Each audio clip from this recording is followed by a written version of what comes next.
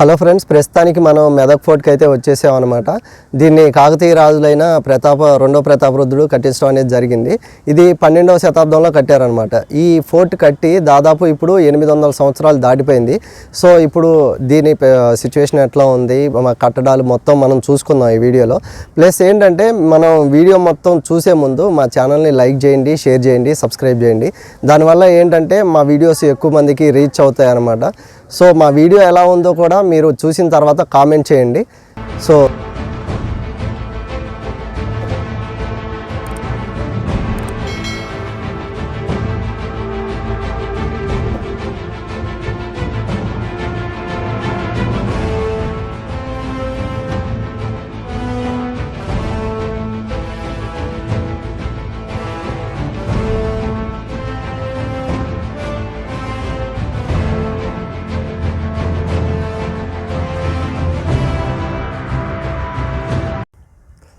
ఇప్పటి వరకు కోటను అయితే చూసుకుంటూ వచ్చాం కదా.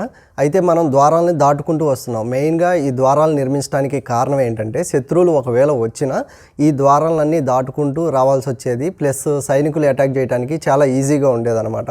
సో ఈ కోట ఎత్తు అనేది దాదాపు 500 ఫీట్ ఉంటుంది కదా. సో ఇదంతా ఎక్కుకుంటూ వచ్చేటప్పుడు ఒకవేళ శత్రు సైన్యాలు అటాక్ చేసినా కానీ వీళ్ళు డిఫెండ్ చేసుకోవడానికి ఈ ద్వారాలు అనేవి చాలా ఉపయోగపడాయి. సో వీటి మెయిన్ పర్పస్ అయితే ఇదనమాట.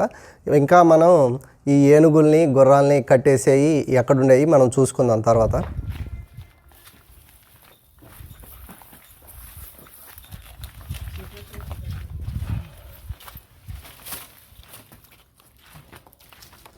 ప్రస్తుతానికి మనం గజశాలలోనే ఉన్నాం. గజశాల అంటే ఇక్కడ ఏనుగుల్ని కట్టేసేవాళ్ళు అన్నట్లు. అప్పట్లో రాజులు ఏనుగుల్ని పెంచుకునేవాళ్ళు కదా, వాటిని కట్టడానికి ఈ గజశాలలు అనేవి ఉపయోగించాయి. కాకపోతే ఇప్పుడు మనం గజశాలలోకి వచ్చిన తర్వాత మాకు బాగా ఆసక్తికరమైన విషయం కనిపించింది ఏంటంటే ఇక్కడ చాలా పెద్ద పెద్ద రాళ్ళు ఉన్నాయి. ప్లస్ ఇవి కట్టింది కూడా దాదాపు కొన్ని వందల సంవత్సరాల క్రితం. ఇప్పటి వరకు కూడా అలానే ఉన్నాయి. అప్పట్లో ఇంత పెద్ద పెద్ద రాళ్ళు పైకి తీసుకొచ్చి కట్టడం అనేది మామూలు విషయం కాదు. దానికోసం ఏంటంటే మనుషులను ఉపయోగించేవాళ్ళు. మనుషులు అంటే మళ్ళాగా 5 ఫీట్ 6 ఫీట్ కాదు, అప్పట్లో 12 ఫీట్ ఉండేవాళ్ళు అంట. ఇక్కడ చాలామంది చెప్పారు మాకు. సో వాళ్ళకి చాలా ఈజీగా ఉండేది తీసుకురావడం. మనం ఆల్మోస్ట్ 5 to 10 kgs లిఫ్ట్ చేయడానికి చాలా ఇబ్బంది పడిపోతాం. అప్పట్లో ఇంత కష్టపడి ఇంత కోటను నిర్మించి చేయడం అనేది మామూలు విషయం కాదు. ఇప్పుడు ఈ గజశాల ఎలా ఉందో నేను మీకు చూపిస్తాను.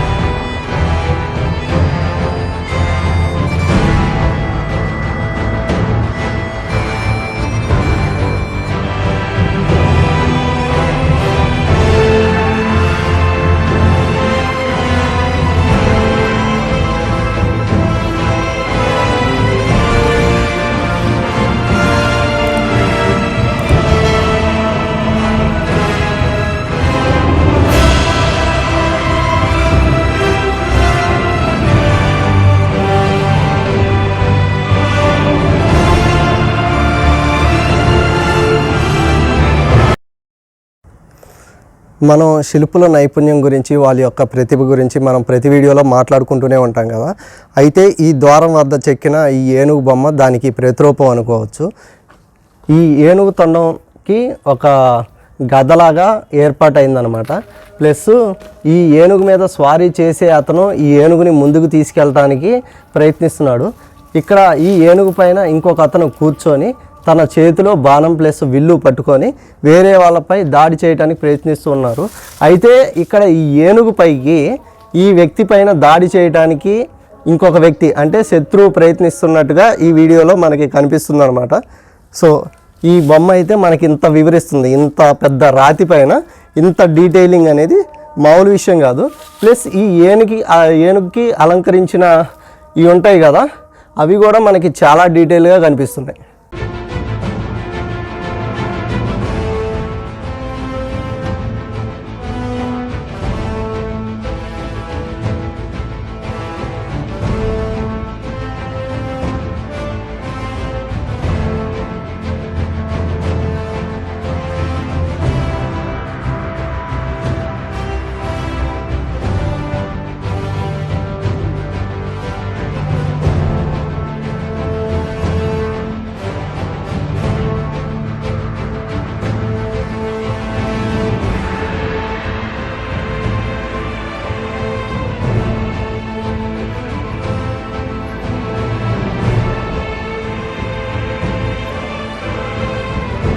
ఇప్పుడు మనం కోటలో ఉన్నాం కదా, ఇంత పెద్ద కోటలో ప్లేస్ అందరికీ తాగటానికి కానీ నీళ్ళ సదుపాయం అనేది ఒకటి ఉండాలి కదా, అందుకోసమే ఈ పెద్ద బావి అనేది తవ్వించారు.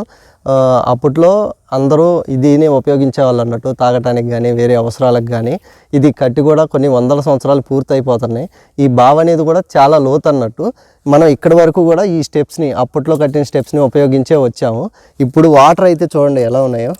ఇప్పుడు తాగటానికి అయితే ఇవి పనికిరావు, కానీ అప్పట్లో వీటినే ఉపయోగించాలి. ఒకసారి కొలను మొత్తం ఎట్లా ఉందో నేను మీకు చూపిస్తాను. ప్రస్తుతం ఎలా ఉంది, దీని మొత్తం చెట్లు మొత్తం వచ్చేసాయి, ఉపయోగించుకోవడానికి ఏం పనికిరాదు.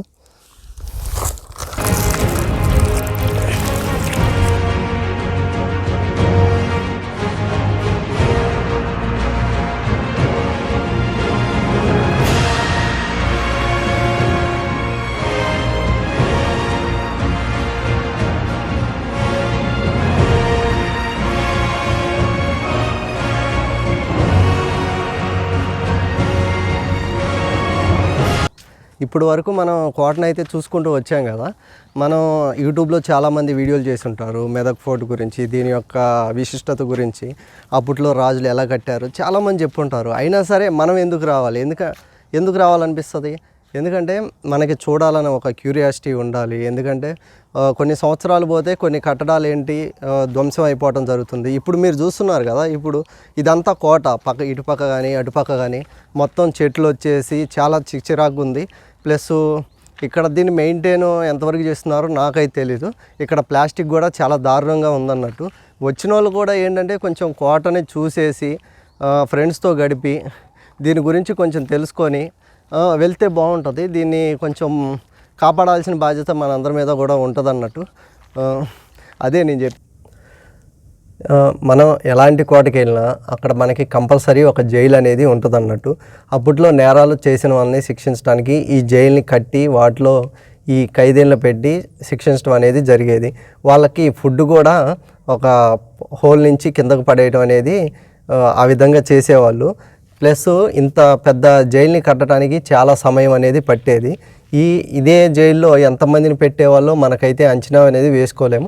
జైలు అనేది చాలా పెద్దగా ఉంది. ఒకవేళ వాళ్ళు ఎస్కేప్ అవ్వాలన్నా కానీ గోడలు అయితే చాలా దిట్టంగా ఉన్నాయి అన్నట్టు. ఎవరి వల్ల కూడా కాదు. ఒకసారి జైలుకి వస్తే ఒక రాజుగారు అనుమతి చేస్తేనే బయటికి వెళ్ళటం అనేది కుదురుతుంది. ఏదో తప్పించుకుందాం అంటే ఆషామాషిగా ఉండవు అన్నమాట ఈ జైలు.